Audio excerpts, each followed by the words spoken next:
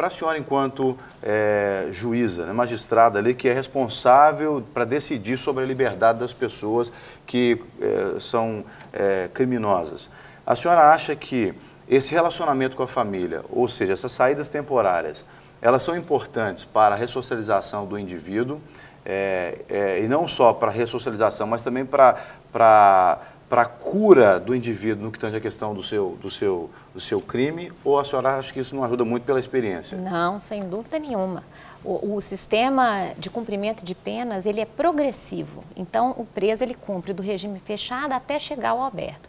Então, o elo de ligação é justamente a saída temporária. É a ocasião em que ele primeiro vai estar retornando ao convívio social, e ele vai estar em contato permanente com a família, e um dos fundamentos da saída temporária é justamente ter este contato com a família, ou para que ele participe de cursos profissionalizantes ou atividades que o envolva para a reintegração social.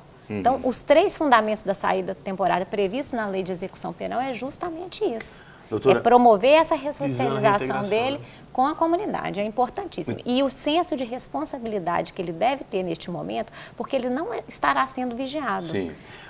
Nós estamos falando para um público também, no qual está incluído os presos. Tem muitos presos nos assistindo agora. A senhora está sendo assistida aqui pela sua câmera por muitos presos. Talvez nós estamos falando para presos aqui que ainda não têm direito ao benefício. Para um preso, a senhora falou do sistema semiaberto, deu algumas questões legais aqui, mas existe a possibilidade do preso ele ser promovido nessa progressão de benefício? Sim, claro. Além disso, ele não basta estar no regime semiaberto, ele tem que ter um requisito subjetivo que se chama bom comportamento carcerário. O que seria isso, doutora? Bom comportamento carcerário é aquele preso que não comete faltas. O que hoje as varas de execução, por que hoje as varas de execução criminal estão tão emperradas? Porque nós só apuramos faltas graves desses presos. E eles têm que ter justamente essa consciência que se eles cometem faltas, eles não terão o benefício da saída temporária, não terão o benefício do indulto e não terão a progressão de regime. Então é muito grave aquele preso que não possui um bom comportamento. Esse bom comportamento é aferido pela direção da unidade prisional. A direção da unidade me encaminha um atestado carcerário de bom comportamento. Se esse atestado carcerário registra alguma falta grave, eu não concedo o benefício da saída. Então, vários presos tiveram esse benefício indeferido agora nas saídas natalinas. Bom, a gente não está dentro do sistema carcerário 24 horas como os presos estão para saber se há ou não uma aferição, vamos dizer assim, correta ou incorreta desse tipo de bom comportamento. Mas eu acredito, né, eu tive a oportunidade de visitar por mais de um ano ali em Bicas 2, o presídio Bicas 2, e eu pude ver uma preocupação muito grande da direção do presídio, com quem eu tive muito contato, em tentar pesar o menos possível o julgo ou o fardo sobre aqueles que estavam ali, né, presos. Eu não sei, de repente, se a doutora Urlé poderia falar, ou a senhora também, doutora Emília, o que seria esse critério de aferição de bom comportamento? O que é bom comportamento na cabeça do sistema prisional e o que é um mau comportamento? Em outras palavras, o que seria uma falta leve, média ou grave? Bom, as faltas que chegam para o judiciário, para efeito de apuração, são as faltas graves. E a Lei de Execução Penal estabelece justamente quais seriam as faltas graves. Fuga, ou seja, o preso que tem uma saída temporária e ele não retorna, ele é considerado foragido. Isto é considerado falta grave. Então, esse pessoal de Pedro Leopoldo, por exemplo, cometeu uma falta grave, tentaram fugir recentemente.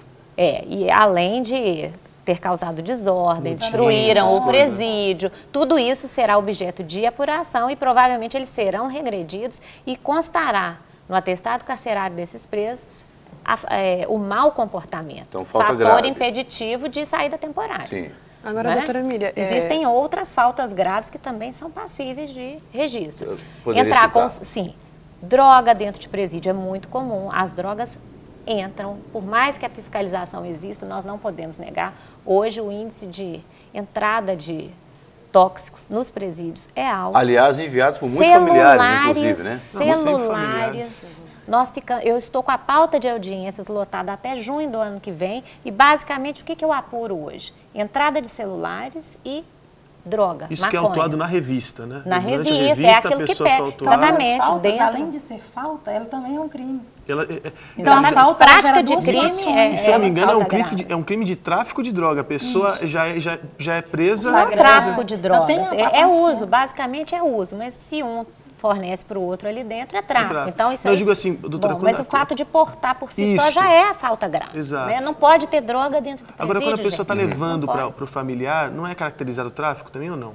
Por exemplo, ela vai durante a visita, sim, então ela pode... mas aí quem comete o crime é o familiar, sim, o preso ele também, ele já é autuado junto com... Sim, aí é lavrado, aí é uma outra história, né? É lavrado um boletim de ocorrência, essa conduta do familiar será apurada como crime fora da esfera prisional. Sim. Nada a ver com o preso. Agora, doutora Miriam, eu queria até que a senhora expressasse a sua opinião em relação ao seguinte, a igreja hoje nós sabemos que tem um papel junto à sociedade de muitas vezes apoiar, eu até acredito que deveria haver uma parceria maior da igreja com alguns órgãos.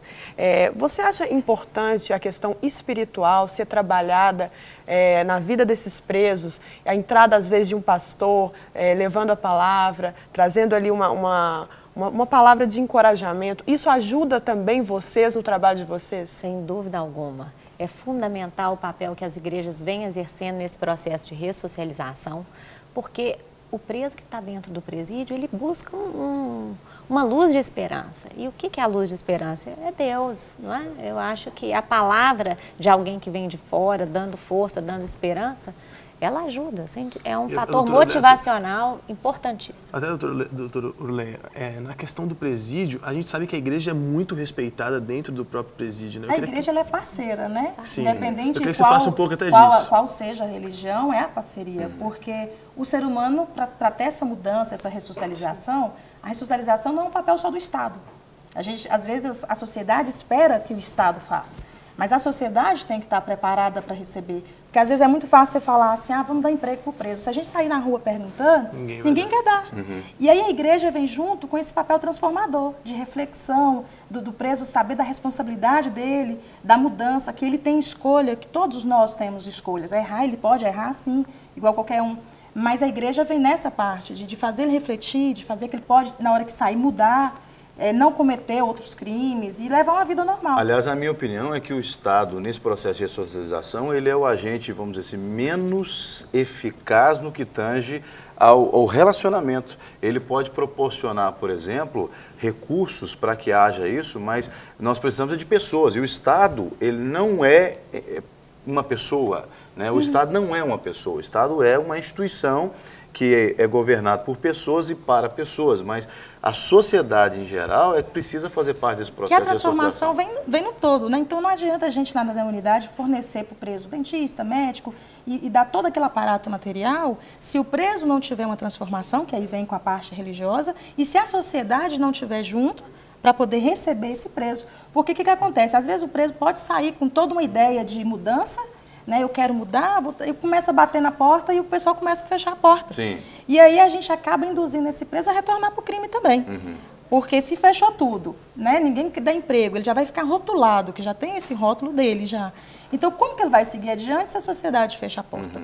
Então, às vezes, a gente vê muitas pessoas falando assim, vamos dar emprego. Mas na hora que pergunta, você colocaria na sua casa uma pessoa para tomar conta do seu filho ou da sua filha que foi presa por tráfico, que saiu de alvará? Na hora que pergunta isso para as pessoas, a pessoa engole e fica sem saber responder. Então, a sociedade também tem que ser transformada, porque o preso é um fruto da sociedade.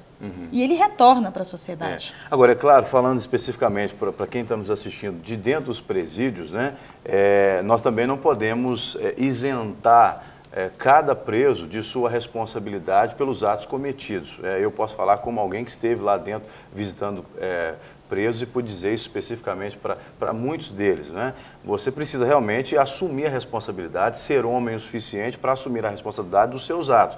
Agora, no que tange a parte da sociedade, da família, nós queremos de fato ser um canal de bênçãos para essas pessoas, porque nós cremos muito nisso, que Deus é um Deus de segunda chance. Aliás, eu costumava dizer isso para os presos, a diferença entre eu e o preso que está dentro da cela é simplesmente Jesus. né? Porque Jesus me achou antes de eu cometer situações que eu pudesse estar lá dentro de um presídio também. E, obviamente, as minhas escolhas baseadas nos princípios que eu aprendi com a palavra de Deus e também com a família. Então, é muito importante que o preso, ele comece a fazer as escolhas certas. Por exemplo, nessa época do ano, se você tem o direito da saída temporária, desse benefício, que é um presente que você tem, porque dentro do presídio isso torna um grande presente, né, para quem tem a oportunidade de sair, que você faça bom uso disso, né? Que você, para quem está no presídio e vai sair agora no Natal ou no Ano Novo, retorne espontaneamente, né? Não piore a situação como a juíza e a advogada disseram aqui, que você possa fazer um bom uso disso, porque isso ajuda, inclusive, né, na rapidez do seu processo, para que você possa, pode até acontecer sem dúvida alguma, dele diminuir o tempo que ele vai ficar lá, né? Sim, e o fato dele retornar ao presídio, ele pode fazer jus a outros benefícios, como o indulto, que você citou inicialmente.